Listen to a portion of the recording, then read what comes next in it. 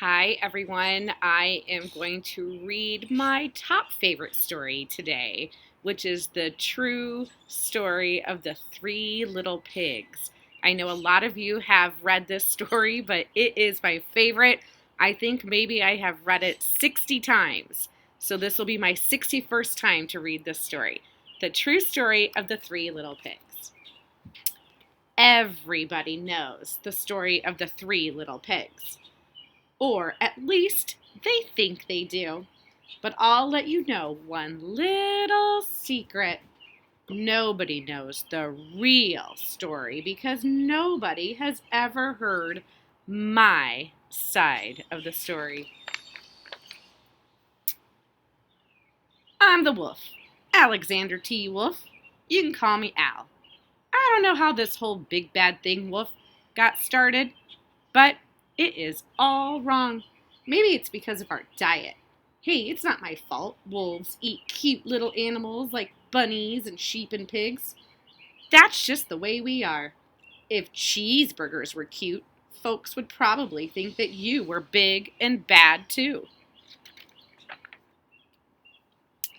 But like I was saying, the whole big bad wolf thing is all wrong. The real story is about a sneeze and a cup of sugar. This is the real story. Way back in, once upon a time, I was making a birthday cake for my dear old granny. I had a terrible sneezing cold. I ran out of sugar. So I walked down the street to ask my neighbor for a cup of sugar. Now, this neighbor was a pig, and he wasn't too bright either. He had built his whole house out of straw. Can you believe it? I mean, who in the right mind would build a house out of straw? So, of course, the minute I knocked on the door, it all fell right in. I didn't want to just walk into someone else's house, so I called, Little Pig, Little Pig, are you in?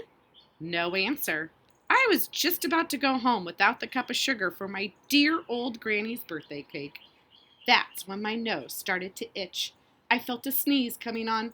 Well, I huffed and I snuffed. And I sneezed a great sneeze. And you know what? That whole darn straw house fell down, and right in the middle of the pile of straw was the first little pig, dead as a doornail. He had been home the whole time. It seemed like a shame to leave a perfectly good ham dinner lying there in the straw, so I ate it up. I think of it as a big cheeseburger just laying there. I was feeling a little better, but I still didn't have my cup of sugar. So I went to the next door neighbor's house. The neighbor was the first little pig's brother. He was a little smarter, but not much. He had built his house of sticks. I rang the doorbell on the stick house. Nobody answered. I called, Mr. Pig, Mr. Pig, are you in? And he yelled back, Go away, wolf, you can't come in. I'm shaving the hairs on my chinny chin chin. I had just grabbed the doorknob when I felt another sneeze coming on.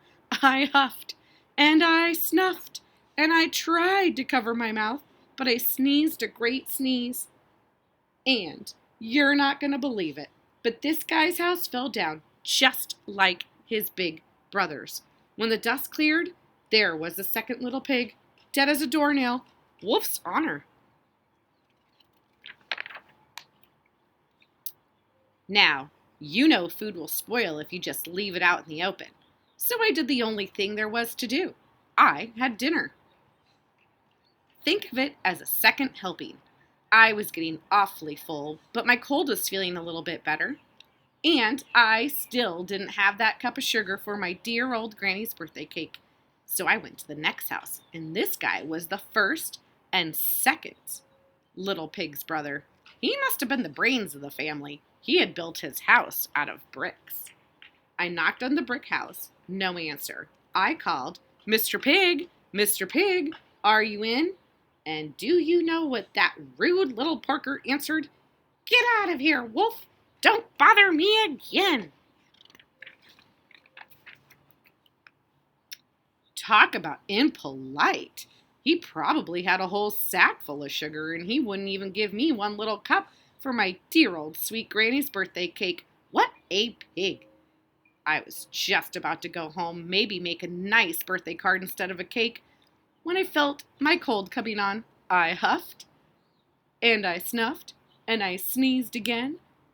Then the third little pig yelled, "And your old granny can sit on a pin." Now, I'm usually a pretty calm fellow, but when someone talks about my granny like that, I go a little bit crazy. When the cops drove up, of course, I was trying to break down this pig's door, and the whole time I was huffing and puffing and sneezing and making a real scene. The rest, as they say it, is history. The news reporters found out about the two pigs I had for dinner. They figured a sick guy going to borrow a cup of sugar didn't sound very exciting, so they jazzed up the story with all that huff and puff and blow your house down, and they made me the big bad wolf. That's it. The real story. I was framed. But maybe you could loan me a cup of sugar? Hope you enjoyed my favorite story of the true story of the three little pigs. Have a great day, guys.